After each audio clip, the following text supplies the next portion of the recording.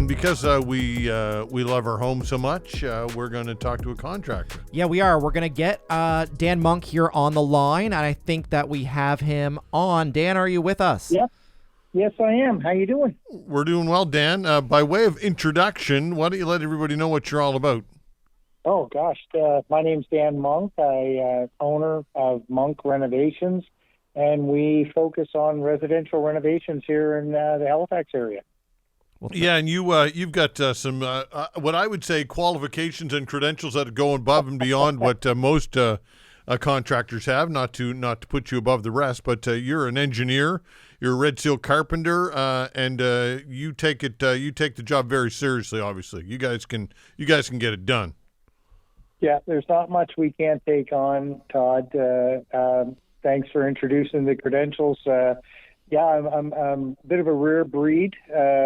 Not too many civil engineers out there who are also red seal carpenters. So one side of my collar is blue and the other side is white. Got it. Love it. Now, Dan, as you know, February is the month of love. And, we talk about buying homes. We talk about selling homes. We talk about mortgage financing here on our show. But there's so many existing homeowners that just don't love their home for one reason or another. We'd love to hear from you. Like, what are some of the trends in renovations right now and that, really people can do to start loving their home? Oh, gosh. When you talk about loving your home, number one, number two is bathrooms and kitchens. They are the most utilized parts of the home. Everybody knows of the maritime kitchen parties and the social life that surrounds a kitchen in Nova Scotia. Well, they do get wore out as well for all that activity and busy families. Same with the bathrooms.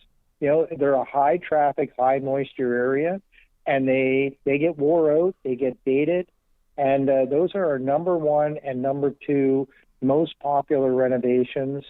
But on another note, what has been happening with the housing crisis in Halifax and across the country, we've been noticing a lot more people starting to look at underutilized spaces like basement renovations to create other rental units or in-law suites for either adult children who are choosing to live at home, maybe save some money to save up for a home of their own, or maybe it's elderly parents who are moving in with their children to for safety and security.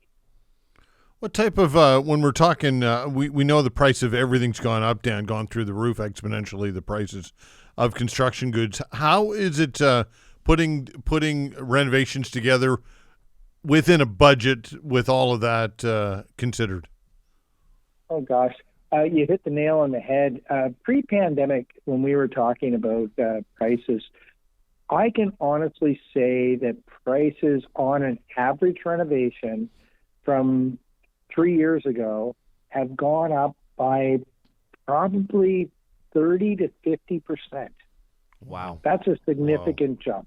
Yeah. And some of it has to do with labor. Labor rates have gone up. We're in a labor shortage situation.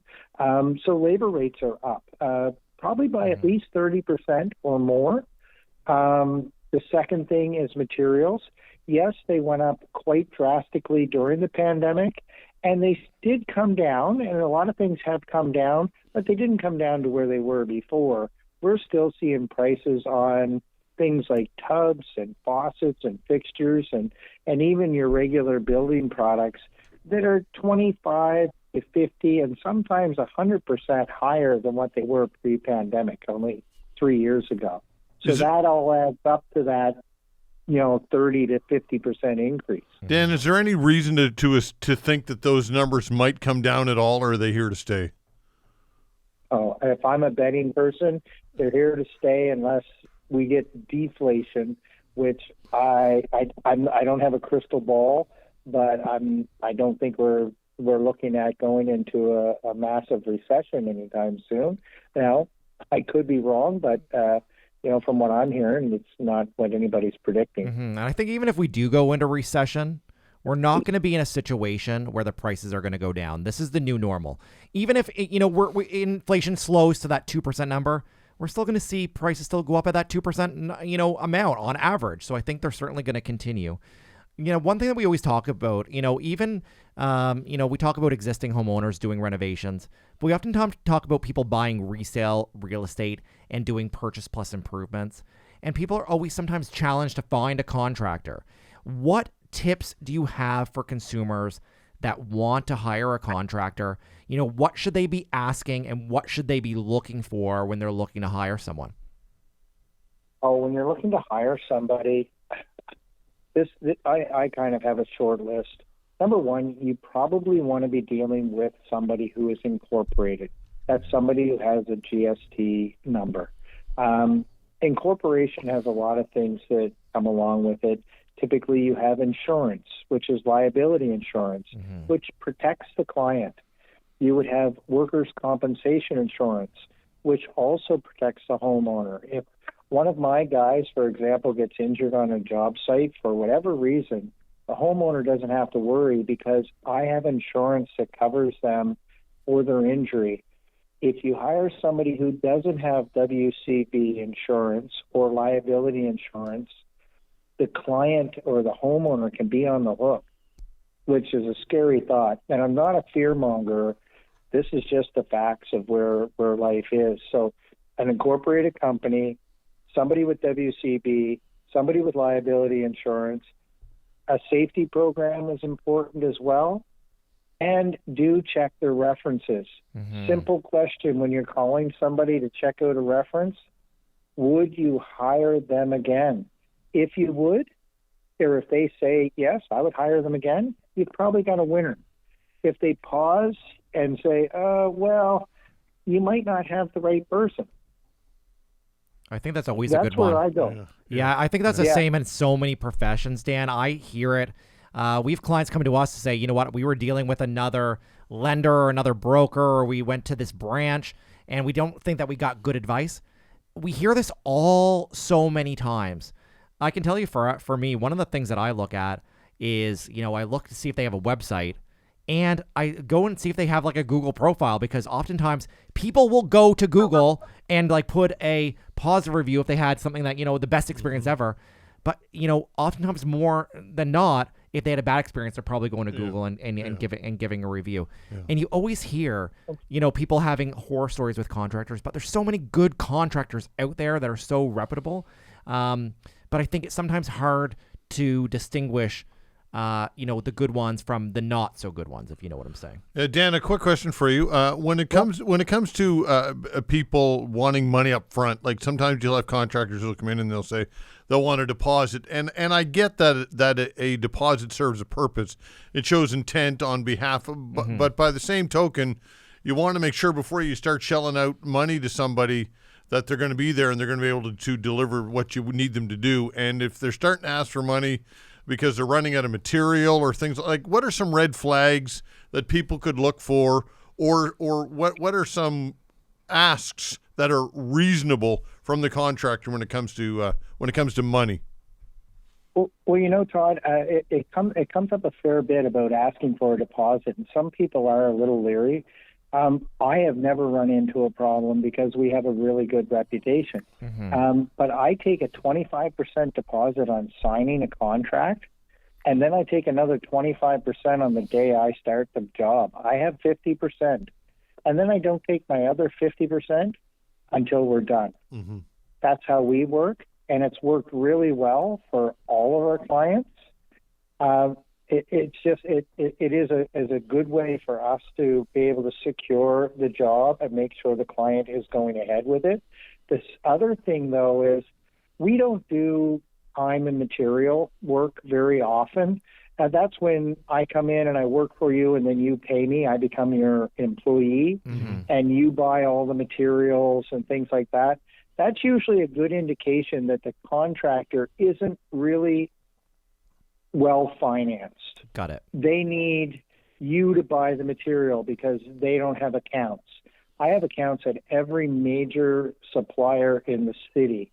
There's nothing I can't buy or nothing I can't get. And I actually require that I buy all materials for a job so that I have control over the material. If I have to return something or get more product, I've got relationships with all the suppliers. So we don't really run into it when you're dealing with a reputable contractor getting deposits, and you shouldn't very often be buying your own material. Contractors should be able to supply the material for you and give you a lump sum price. That's the way I deal. Mm-hmm. A lot of times people will do time and materials because they don't know how to estimate. Mm-hmm. That's one of the, they just say, hey, I'll do it. It's X dollars an hour and materials. Well, you don't even know what the job's going to cost. I hear that 100%.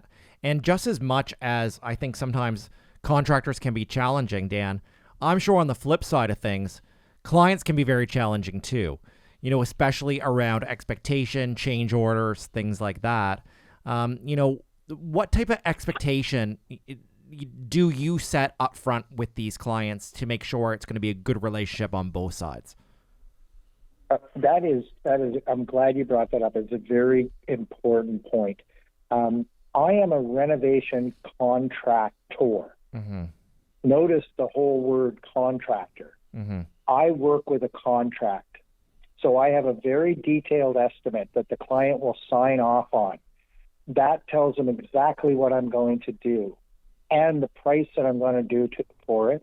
It's going to have the terms and conditions, how you're going to pay.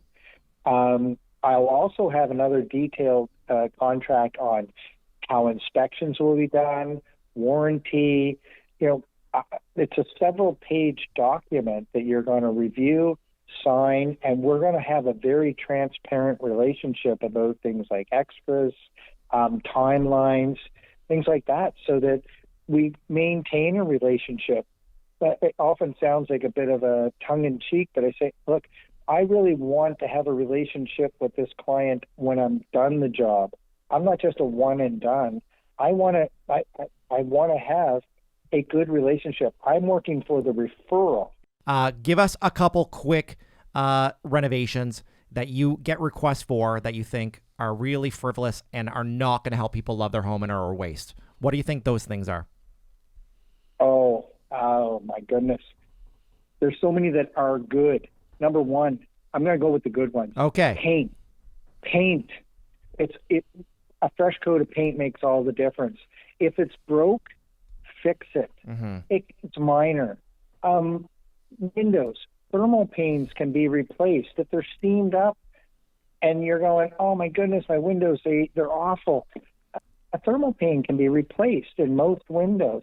But a nice coat of paint, washing your house, like just a pressure wash on the outside of the house can refresh a house. Yeah, we always say like roofs and steps and walks. These are the easy things to do. Dan, listen, we're just out of time. Hate to stop you, but let's have you on again. It's been a real treat, my friend. Thanks, Great Dan. stuff. I appreciate it. Awesome, guys. Thank you so much. Have a good one.